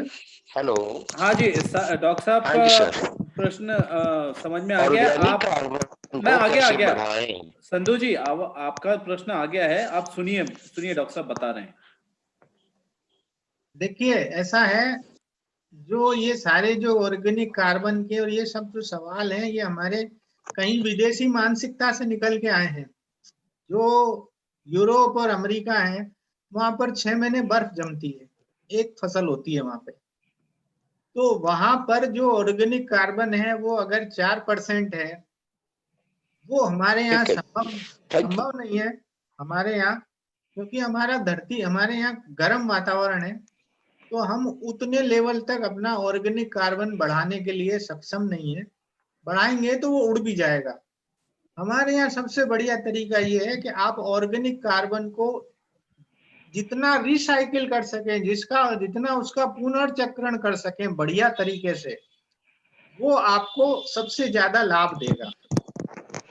पहली चीज तो ये बताई मैंने कि पुनर्चक्रण बहुत जरूरी है हमारे यहाँ। और जो आपने अभी जो 0.2% की बात कही है, वो रासायनिक खेती की बात कही है। जितने भी जैविक खेत हैं उसमें 0.2 नहीं है, 0.5, 0.7 और 1 तक पहुंच चुका है। इसलिए वो आप जैविक खेती का मैं बातें कर रहा हूँ, तो रासायनिक खेती के खेतों का आप एग्जाम्पल बता रहे हैं तो थोड़ा सा उचित नहीं लगा। लेकिन सबसे बढ़िया ये है कि जैविक खेत जब आप करेंगे तो निश्चित रूप से 0.5 तो मिलेगा या 1 तक भी पहुंच जाएगा। इतना तो हमारी जमीन में 2% तक हम रख सकते हैं। उसके ऊपर क्योंकि अपना हमारा वातावरण इतना गर्म है, उसको मेंटेन। हाँ बताइए। मेरे खेत का 1.2 है। खेत में 2 है, 1.2 आप बता मेरे रहे हैं। मेरे खेत का ऑर्गेनिक कार्बन 1.2% है। हाँ तो उसको आप 2 तक ले जा सकते हैं, और 2 तक ले जाने में हाँ आपको जी, 1.2। 4 चीजें करनी पड़ेंगी। 3-4 चीजें करनी पड़ेंगी। एक तो आपको मल्चिंग जरूर रखनी पड़ेगी। एक आपको खेतों में मेड़ पे या कहीं पर पेड़ जरूर लगाने पड़ेंगे। आप धरती को जितना ढक के रखेंगे उतना आपका धरती का ऑर्गेनिक कार्बन बढ़ाने में आप सक्षम हैं। और फिर अच्छी खाद भी ठीक आपको है जी। बनानी पड़ेगी। मेन चीज ये, धरती को खुला रखने से ऑर्गेनिक कार्बन खत्म होता है। आप ज्यादा जुताई करेंगे उससे भी ऑर्गेनिक कार्बन खत्म होगा। ये दो तीन चीजें हैं। जुताई कम करिए, धरती को ढक के रखिए, तो आपका निश्चित रूप से जिस लेवल तक हमारे यहाँ गर्म वातावरण बढ़ सकता है आपका बढ़ेगा। 2% तक तो बढ़ ही जाएगा। इसके बाद आपके प्रयासों से और भी ज्यादा हो सकता है, लेकिन बहुत ज्यादा नहीं होगा। आप कहीं यूरोप अमेरिका की तुलना ना करें बस। और ये हमारे लिए बहुत अच्छा है। इतना अगर 2% होता है ना, आपको बहुत फायदा रहेगा। धन्यवाद। कोई और किसान जो चाहते हैं डॉक्टर साहब सवाल करना? धन्यवाद संधू जी, अपना परिचय देते हुए सवाल करिए। मुकुंद सिंह जी आप पूछना नमस्कार चाहते सर। हैं? हाँ हाँ जी सर, जी सर। पूछिए अनिल जी। सर मैं मध्य प्रदेश के हरदा जिले के पोखरनी गांव से बोल रहा हूँ। हाँ जी। हेलो। हाँ हाँ जी, हाँ जी, बताइए, आवाज आ रही है। बोलिए आप। सर मैं मिट्टी परीक्षण भी करता हूँ साथ साथ। तो मेरे को यहाँ पे क्या है कि हम मिट्टी परीक्षण जब भी करते हैं तो मिट्टी परीक्षण में आता है कोई से भी पोषक तत्व जैसे कम होते हैं, तो हाँ उसमें या तो वो रिकमेंडेशन जो देता है वो उर्वरक की देता है, रासायनिक उर्वरक की। तो उसको जैविक में किस परसेंटेज पे और कितना डालना चाहिए, तो वो अपने को, जैसे अब जिंक सल्फेट की बात करें, आयरन सल्फेट, मैग्नीज सल्फेट, ये जो भी माइक्रो न्यूट्रिशन है ये जैसे कम होते हैं, तो उनमें कितना अपना जैविक में क्या डालें तो उनकी जो मात्रा है वो पूरी हो जाए। देखिए, आप जब जैविक खाद पूरी मात्रा में डालेंगे तो ये कोई यूरिया, डीएपी या कोई सुपर फास्फेट तो है नहीं कि एक तत्व मिलेगा। एक तत्व पूरा। तो जब आप जैविक खाद अच्छी डालेंगे, और इसीलिए मैंने आपको एक बताया था कि खाद सिर्फ गोबर की नहीं, उसमें आप पेड़ की पत्तियां डालेंगे तो पेड़ की पत्तियों में माइक्रो न्यूट्रिएंट बहुत होते हैं। पेड़ जो है वो जमीन की बहुत गहराइयों से तत्व लेके आते हैं, पोषक तत्व। हमेशा खाद बनाइए तो पेड़ की पत्तियां जरूर होनी चाहिए, गोमूत्र होना चाहिए, और आपका गोबर होना चाहिए। ये 3 चीज मिला के आप तो खाद इसमें बनाएंगे तो आपकी खेती में किसी भी पोषक तत्व की कमी नहीं होगी। लेकिन वो धीरे इसमें धीरे सर आपका मैंने सुना। सिस्टम बनेगा 3 साल में। हेलो। हाँ इसमें मैंने सुना है कि सर कुछ ऐसे पेड़ हैं जो मतलब ज्यादा न्यूट्रिशियन होते हैं, तो कुछ ऐसे रिकमेंडेशन है अपना कि उस प्रॉपर पेड़ की उसकी ली जाए तो? जी। मैंने किसी के लिए सुना है कि यदि नहीं इमली नहीं वाले नहीं, जो आप पेड़ है, इमली ये भ्रम वाली चीजें हैं कि उस पेड़ में ज्यादा होता है, उस पेड़ में कम होता है। एक जो यूकेलिप्टस या सफेदे का पेड़ है उसका उपयोग मत करिए, उसमें कुछ ऐसे तत्व होते हैं जो खाद बनने में रोकते हैं। उसको आप बायोपेस्टिसाइड में यूज कर सकते हैं, लेकिन बाकी जितने पेड़ हैं आपके आपके महुआ है, पलास है, बरगद है, नीम, पीपल, जितने भी हैं आपके, शीशम, सभी में पोषक तत्व पूरे होते हैं। और जो आपको उपलब्ध हो रहा है उसको डालिए। ये लोग अपना अपना वीडियो बना के अपनी अपनी गुरु बन के अपना अपना प्रचार करते हैं। तो ये मेरे को लग रहा है मतलब भ्रांति ज्यादा पैदा हो गई क्रांति की जगह। तो आपको जो भी पेड़ के पत्ते मिलते हैं, आपको जो भी खरपतवार मिलते हैं, खरपतवार बहुत अच्छे पोषक तत्वों के वो होते हैं, क्योंकि वो बहुत तेजी से बढ़ते हैं तो बहुत सारे पोषक तत्व लेते हैं। वो जरूर मिलाइए अपने उसमें खाद में। तो सर ऐसा कुछ एक नहीं है भ्रम ये भी तो है कि खेतों मैं में एक भ्रम ये भी है कि खरपतवार को ज्यादा से ज्यादा हटाना भी है। मतलब मेन चीज आजकल क्या हो रहा है कि खरपतवार को रहने नहीं देना है खेत में, हाँ, क्योंकि तो भ्रम ये फैला हुआ है कि उसको वो उगने तो दीजिए, उगेगी उसके बाद उसको निकाल के और उसको अपने खाद में डाल दीजिए। आप उगने ही नहीं देंगे तो वो उन पोषक तत्वों को वो उस अवस्था में आने नहीं देगी, उपलब्ध अवस्था में। और नहीं उगने के लिए तो लोग वह खरपतवार नाशी डालते हैं। जब हम हाथ से या मशीन से निराई करते हैं, खरपतवार को हम रोकते नहीं है, हम उनको निकाल देते हैं। मैं धन्यवाद अनिल भाई। लक्ष्मण भाई गबानी जी पूछना चाहते हैं। लक्ष्मण भाई आपका रेज हैंड है, कृपया पूछें। माइक, आप अपना माइक ओपन करें, अनम्यूट कर सकते हैं। लक्ष्मण जी आवाज आ रही है आपको? हाँ जी। हाँ जी, पूछिए पूछिए पूछिए। अच्छा, आप बोल रहे हैं कि वैल्यू एडिशन करना है, वैल्यू एडिशन में कैसे कर सकते हैं, और उसका ट्रेनिंग है या तो जो रिक्वायरमेंट होती है एफएसएसआई के हिसाब से, वो कहाँ से मिलेगी? लक्ष्मण जी पहले आपका परिचय जानना चाहेंगे, कहाँ से आप? एक्चुअली मैं लिंबड़ी डिस्ट्रिक्ट सुरेंद्रनगर गुजरात से बोल रहा हूँ। मैं एमएससी एग्रीकल्चर हूँ और मेरे पास 34 एकड़ इरिगेटेड लैंड है, और मेरे फार्म में 77 टाइप्स ऑफ डिफरेंट जो है फ्लोरा एंड फौना है। बरगद है, पेड़ है, मतलब जो है पूरा बफर जोन बनाया है। जी। और ऑर्गेनिक फार्मिंग कर रहा हूँ। तो ऑर्गेनिक फार्मिंग करने के बाद उसका वैल्यू एडिशन कैसे करें? देखिए, वैल्यू एडिशन मैं बहुत सरल से शुरू करता हूँ। आपने गेहूं पैदा किया, गेहूं का आपने दलिया बना लिया, गेहूं का आपने आटा बना लिया और उसकी बढ़िया सी आपने पैकिंग कर दी। सबसे सरल उपाय ये है वैल्यू एडिशन का। मूंग है, कोई आपकी उड़द है, इनकी आपने दाल बना ली, ये सबसे सरल वैल्यू एडिशन है। इसके आगे आप जाते हैं, आपके यहाँ मूंगफली होती है काफी, मूंगफली का आपने तेल निकाला, तेल का आपने अच्छी पैकिंग करके और मार्केटिंग करी, वो वैल्यू एडिशन है। आपने जो उसका बाद में मूंगफली की खल बची, उस खल को आपने एक प्रोटीन प्रोडक्ट के नाम पर निकाल दिया। उसमें कुछ और थोड़ा सा आपने मतलब कोको पाउडर मिलाया, कुछ और मिलाया। एक आजकल बहुत ज्यादा डिमांड है प्रोटीन सप्लीमेंट, आपने पीनट बटर बना दिया। उसका पीनट बटर युवाओं में बड़ी मांग है आजकल अपनी अपनी मसल्स बनाने के लिए। तो पीनट बटर आपने बना दिया मूंगफली का, जो आप बाजार में 60 रुपए किलो बेच के आ रहे हैं, उसको आपने 500 रुपए किलो बना दिया। तो ये सब वैल्यू एडिशन। एफएसआई से आपको लाइसेंस लेना पड़ेगा अगर आप मार्केटिंग करेंगे। तो लाइसेंस एफएसआई का बहुत ज्यादा कठिन नहीं होता है, बहुत सरल प्रोसीजर होता है। हर डिस्ट्रिक्ट में इसका एफएसआई का ऑफिस भी होता है। तो वो तो कोई भी एक कोई जानकार आदमी आपको करा देगा। लेकिन हम अगर इतना भी वैल्यू एडिशन कर सर लेते एफएसएसआई नहीं, मेरा क्वेश्चन था कि उसकी ट्रेनिंग, जैसे आपने बोला पीनट बटर बनाना है, तो वो कैसे बनाए और उसकी ट्रेनिंग कहाँ से मिलेगी? क्योंकि ऑर्डिनरी फार्मर के पास है ही नहीं, वो जानते नहीं है। हाँ, अभी मैंने आपको एक, क्योंकि आप एमएससी एग्रीकल्चर है और अभी सारी एग्रीकल्चर यूनिवर्सिटी में केवीके में एक इंक्यूबेशन सेंटर खुले।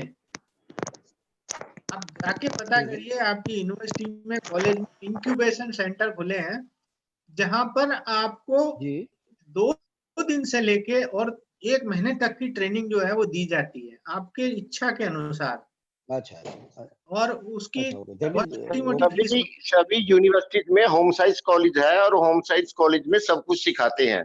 आप होम साइंस कॉलेज से पता कर सकते हैं। हाँ, और नहीं वैसे भी आप जो इंक्यूबेशन सेंटर अभी रिसेंटली खुले हैं 2 साल में, वहां आपको सभी तरह के पर्सन आपको बुला के ट्रेनिंग दिलवा सकते हैं। वो सेंटर इसीलिए खुले हैं कि एक हम नया रोजगार हम चला सकें, नया रोजगार पैदा कर सकें। मुकुंद सिंह साहब रेस हैंड किए हुए हैं। मुकुंद सिंह साहब, आपको आवाज आ रही है? मुकुंद सिंह जी, जी सर, आप नमस्कार अपना सर। अपना परिचय देते हुए सवाल पूछिए डॉक्टर साहब से। हाँ, मेरा नाम मुकुंद सिंह है और मैं दिल्ली से हूँ बेसिकली, और मैं ऑर्गेनिक वेजिटेबल की खेती करता हूँ।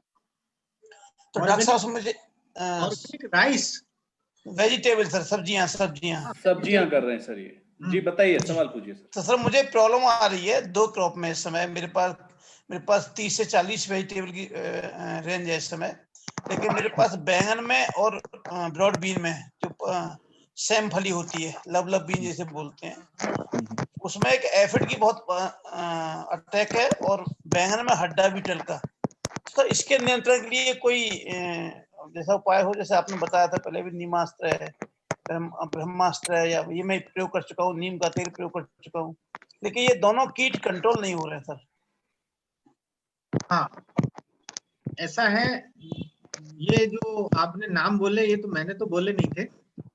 नहीं, आपने देखा है, अभी मैंने लिखा है पंचगव्य जो बताया, नीम की पत्तियों के बारे में बताया था आपने, निम्बोली के बारे में। मैंने अस्त्र शस्त्र नहीं चलाए थे मैंने, तो सिंपल उनका परिचय दिया था। वो अस्त्र शस्त्र कई गुरुओं ने अपने नाम रख दिए हैं, तो मैंने कहा कोई लड़ाई थोड़ी ना लड़नी है, ये जो अपने ऐसे नाम है, तो अहिंसक खेती कर रहे हैं।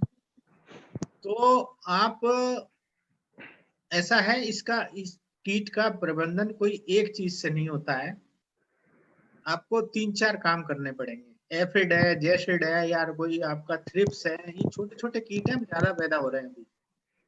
एक तो आपको आपके खेत में कई जगह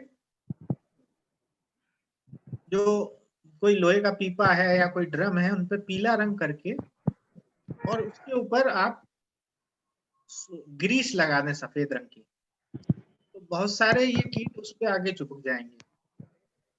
दूसरा, ये जो नीम का तेल है, इसका स्प्रे भी काम करता है काफी। तीसरा ये है कि अपने खेत में साल भर फूल जरूर रखिए, गेंदे के फूल या कोई और तरह के फूल। आपके इतने वेजिटेबल है तो शायद फूल होते होंगे, लेकिन फिर भी कुछ फ्लावरिंग वाले पौधे रखिए, ताकि लेडी बर्ड बीटल वहां आती रहे। लेडी बर्ड बीटल सबसे ज्यादा एफिड खाती है। अभी मैंने आपको दिखाया भी था इसमें एक स्लाइड, बीटल लाल रंग की, वो बहुत खाती है। और चौथी चीज, एक सूक्ष्म जीव आता है वर्टिसिलियम। वर्टिसिलियम जो है वो इन सूक्ष्म जीवों के अंदर रोग पैदा कर देता है। और वर्टिसिलियम काफी अगर आपको अच्छी कंपनी का नाम, कंपनी का मैं नहीं बोलूंगा, आप अपने आप देख लीजिए, कहीं आपके पूसा संस्थान आपके पास में है, वहां भी मिल जाएगा। पूसा संस्थान का जो सूक्ष्म रोग विभाग है, वहां पे सूक्ष्म जीव विभाग में वर्टिसिलियम इन छोटे कीटों को कंट्रोल करने में बहुत अच्छा काम करता है, उसका स्प्रे आप करिए। और जो आपने जो एक कीट के बारे में बताया, वो मैं समझ नहीं पाया कौन सा कीट है। तो अगर आप अलग से भी कभी मेरे को आप मेरा कहीं से, इनसे शुभम जी से नंबर मिल जाएगा, मैं शायद उसको अलग से पता करके बता दूंगा कि क्या चीज थी वो। अभी मैं कुछ समझ नहीं पाया, या मेरे पास जवाब नहीं। ठीक है सर, कोई दिक्कत नहीं है। जी जी सर, मैं पंकज जी से बोलूंगा, अगर चैट बॉक्स में कुछ सवाल हो तो आप चैट बॉक्स से कुछ सवाल ले लें। पंकज जी, अगर कुछ चैट बॉक्स में सवाल हो सर के लिए, 2-3 सवाल अपन वहां से ले लें। अगर आपको आवाज आ पा रही है पंकज जी? आवाज आ रही है आपको? जी जी जी। एक किसान भाई ने पूछा है, शेर राठौर जी हैं, पूछ रहे हैं कि सर वेस्ट डिकम्पोजर की उपयोगिता के बारे में बताएं। हाँ जी, उसका नाम जो है वही उसकी उपयोगिता है। आप जितना भी आपका वेस्ट है उसमें उसको डिकम्पोज करने के लिए ही उसका उपयोग करिए, इससे ज्यादा उसका उपयोग ना करिए। क्योंकि एक चीज सभी जगह उपयोगी नहीं हो सकती है, और बाकी आप वीडियो देख के कुछ करते हैं तो उसमें तो हमें कोई ज्यादा जानकारी है नहीं, लेकिन उसका जैसा नाम है वेस्ट डिकम्पोजर, ये पूसा का भी बना हुआ है, ये इफ्को का भी है, ये कई कंपनियों का बना हुआ है, और भी जिसने भी बनाया है वो आपके जो भी, चाहे वो पराली है या आपका कोई खेत का कचरा है, गोबर है, पत्तियां हैं, इन सबको अच्छी कंपोस्ट बनाने के लिए है। इसका उपयोग वहीं तक करिए, सब अच्छा काम करते हैं, लेकिन इसको आप संपूर्ण मान के इसका स्प्रे भी कर रहे हैं, आप इसको पानी के साथ भी चला रहे हैं, उससे मतलब एक पूरी तरह से बैलेंस बिगड़ता है और आपको ज्यादा लाभ नहीं होना। इसका जो नाम है वहीं तक उसको सीमित रखिए। धन्यवाद। सर एक किसान भाई ने पूछा है, रूप नारायण व्यास जी हैं, पूछ रहे हैं कि सर पपीता के बारे में कुछ बताएं, इसके फूल जो आ रहे हैं वो झड़ जा रहे हैं, सूख कर गिर रहे हैं, और फल की बढ़वार कौन सी जैविक के खाद से उसकी अच्छी हो पाएगी? नहीं तो वो जैविक करते हैं क्या? जी सर, जैविक का ही पूछा है सर उन्होंने, जैविक के लिए। वो चीज ऐसी है ना कि जब आप किसी जमीन में अच्छी कंपोस्ट खाद दे रहे हैं, देखो शुरुआत वहीं से हो रही है, इसमें कोई ना कोई पोषक तत्व की कमी हो रही है, इसलिए फूल भी झड़ रहे हैं और आपके ये सब काम हो रहे हैं। जी सर। अपनी जो कंपोस्ट खाद है वो आप जितनी बढ़िया बना देंगे उसके बाद ये कम हो जाएंगे। वैसे फूल से फल बनाने के लिए बहुत अच्छा प्रयोग दूध का होता है, जो अपनी गाय का दूध है, कच्चा दूध लीजिए और 100 ml दूध है, उसमें आप 100 ml ही ग्वार पाठा मिलाइए, थोड़ा सा हींग मिला दीजिए 5 ग्राम 4 ग्राम, उसका स्प्रे करिए। आपको ये जो फूल वाली समस्या है ये कुछ हद तक कम हो जाएगी, लेकिन मुख्य रूप ये है कि इसमें कई सूक्ष्म तत्व जो हैं वो कमी में रहते हैं। अच्छी खाद का प्रयोग करें। और एक ये जो मैंने आपको पंचगव्य बताया था, ये पंचगव्य सभी रोगों का, कीटों को बचाव का काम करता है। इसको बनाइए और फिर उसके बाद आप प्रयोग करते रहिए इसको। 20 दिन बाद आपको निश्चित रूप से बहुत सारी खेतों की कीट रोग की समस्या कम हो जाएगी। जी सर। सर एक प्रश्न है कि बेल वाली सब्जियों में पंपकिन बीटल बहुत ज्यादा परेशान कर रहा है, इसके नियंत्रण के लिए कोई जैविक उपाय सर? सबसे बढ़िया उपाय तो राख है। जी सर। राख है और एक खट्टी छाछ है। तो आप पहले खट्टी छाछ का स्प्रे कर दीजिए, जो 15-20 दिन पुरानी खट्टी छाछ है उसका आप मतलब करीब 500 ml लेके 15 लीटर पानी में उसका स्प्रे कर दीजिए। उसके दूसरे दिन इस पर राख डाल दीजिए, जो भी आपकी ये फसल है, वो काफी हद तक कंट्रोल हो जाएगा ये रेड पंपकिन बीटल। परेशान तभी करता है जब आप उसको मतलब फसल में जगह नहीं छोड़ते बिल्कुल और घास ज्यादा उग जाती है।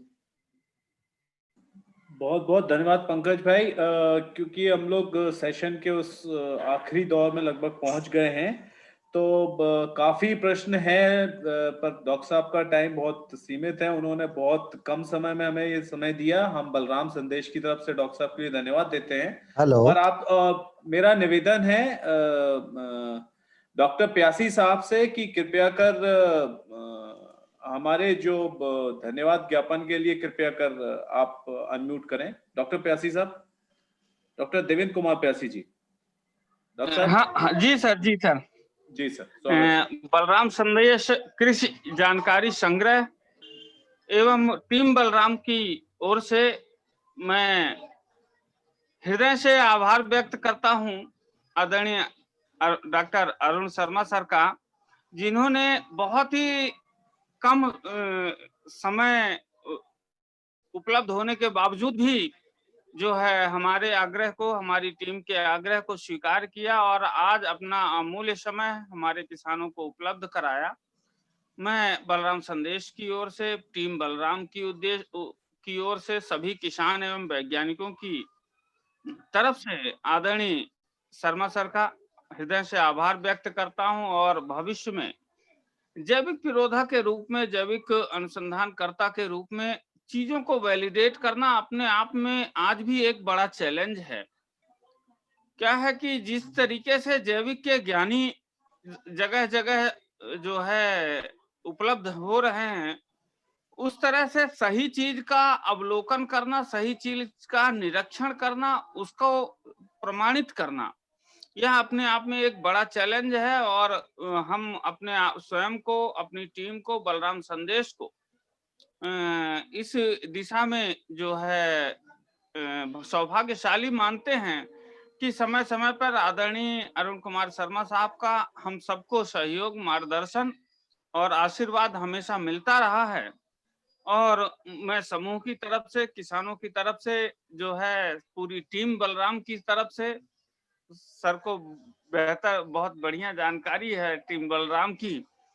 बलराम एक स्वयंसेवी संगठन कुछ भी रजिस्टर्ड नहीं है। हम सब लोग मिलके किसानों के हित में निस्वार्थ रूप से जुड़े हुए हैं। डॉक्टर शुभम, डॉक्टर अपने सौरभ दुबे जी, धीरज जी, राज नंदवाना जी, ये एक पूरी टीम है हम किसानों की और कुछ पढ़े लिखे लोगों की, और सब लोग मिलके एक टीम वर्क के रूप में मूल उद्देश्य सिर्फ इतना है कि किसान को हम जो अभी हमारे अनुसंधान है, चाहे वो सरकारी तौर पे अनुसंधान हो और चाहे बेहतर वैलिडेटेड अनुसंधान जो है प्राइवेट संस्थाओं से हो, वो सब किसानों को उपलब्ध कराने पे हम उनकी खेती में क्या मदद कर सकते हैं, सही जानकारी को उपलब्ध कराकर, कुल उद्देश्य इतना ही है। और विगत 5 सालों से यह हमारा इस सीजन का रबी फसलों का हमारी टीम ने बीड़ा उठाया, और हमारी टीम के सहयोग से अब तक ये हमारा 9वां वेबिनार है जैविक खेती जैसे महत्वपूर्ण विषय में। आदरणीय अरुण शर्मा जी का व्याख्यान हो जाना ही अपने आप में गौरवपूर्ण पल है हमारी टीम के लिए, हमारे संस्था के लिए और हमारी किसानों के लिए। मैं हृदय से साधुवाद व्यक्त करता हूं। और साथ ही साथ आदरणीय दशरथ नंदन पांडे जी उपलब्ध हैं, हमारे गुरुजी हैं, हमारे मार्गदर्शक हैं, और हमेशा से मतलब जैविक की बेसिक काखा गाघा की जानकारी और जैविक के प्रति लगाव का उत्पन्न करने की प्रेरणा जो है आदरणीय दशरथ जी हैं। इसीलिए हमारे गुरुजी हैं, उनको खराब लगता है हम उन्हें गुरुजी कहते हैं, लेकिन हम कहते रहेंगे जब तक हम और वो उपलब्ध रहेंगे इस समाज के लिए।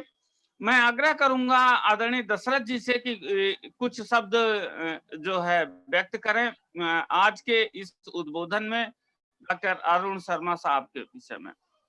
सर जी नमस्कार डॉक्टर पांडे सर। जी सर नमस्कार। नमस्ते सर। मेरी नमस्कार। हाँ सर क्लियर आ रही है आपका। डॉक्टर अरुण शर्मा सर के बारे में तो कुछ भी नहीं कह सकते। दरअसल हमारे ज्ञान के स्रोत वही हैं, और जिस तरह से मूल कॉन्सेप्ट में डॉक्टर साहब ने काम किया है, जो मूल अवधारणा जैविक खेती की है, मेड़ पे पेड़ होना, ऑर्गेनिक कार्बन होना, और ये सारी चीजें जो बिल्कुल जो इनसे डॉक्टर साहब से मिलता है ज्ञान, वो कहीं भी नहीं मिलेगा। तो बहुत बहुत धन्यवाद डॉक्टर साहब, काफी अच्छा सेशन रहा आपका, काफी अच्छी जानकारी मिली आपसे। आप सभी को बहुत बहुत धन्यवाद, आपने मुझे मौका दिया किसानों से बात। बहुत बहुत धन्यवाद। मैं संबंधित सभी किसानों से एक छोटा सा निवेदन करना चाहूंगा। चैट बॉक्स में हम लोगों के बलराम संदेश का ईमेल आईडी है, जिन भी किसानों के सवाल रह गए हैं आप वहां पर भेज सकते हैं, तो उस ईमेल आईडी पर आप भेजिए, आपको बिल्कुल एंटरटेन किया जाएगा, उसका जवाब दिया जाएगा। और बहुत बहुत धन्यवाद शामिल होने के लिए, और जुड़े रहिए बलराम संदेश से। हम बहुत जल्दी फिर से एक वेबिनार आयोजित करेंगे। इस बार हम शर्मा साहब के उद्बोधन के बाद शायद उस फसलों की और भी जो बाय प्रोडक्ट्स होते हैं उनके बनाने के लिए उससे संबंधित भी कुछ ना कुछ एक वेबिनार आयोजित करेंगे। बहुत बहुत धन्यवाद डॉक्टर साहब, और सभी उपस्थित लोगों के लिए बहुत बहुत धन्यवाद। शुभम जी कुछ कहेंगे। सौरभ जी, डॉक्टर शुभम। हाँ जी शुभम जी। हाँ, अगली वेबिनार हमारी जो है वो अभी रबी मौसम 2020 में गेहूं की खेती पे आयोजित है। तो संभवतः ये वेबिनार जो है आपको बहुत जल्द सूचना दी जाएगी, अगले बुधवार को ये आयोजित होनी है। आप सभी यहाँ की सूचनाओं को दूसरे किसानों तक भी पहुंचाइए, और ऐसे ही समय समय पर विशेषज्ञ किसानों से और एक्सपर्ट से जुड़े रहिए। बहुत बहुत धन्यवाद आप सभी का। शुभ रात्रि। जय बलराम। जय बलराम। धन्यवाद डॉक्टर साहब। कोई ग्रुप है क्या सर?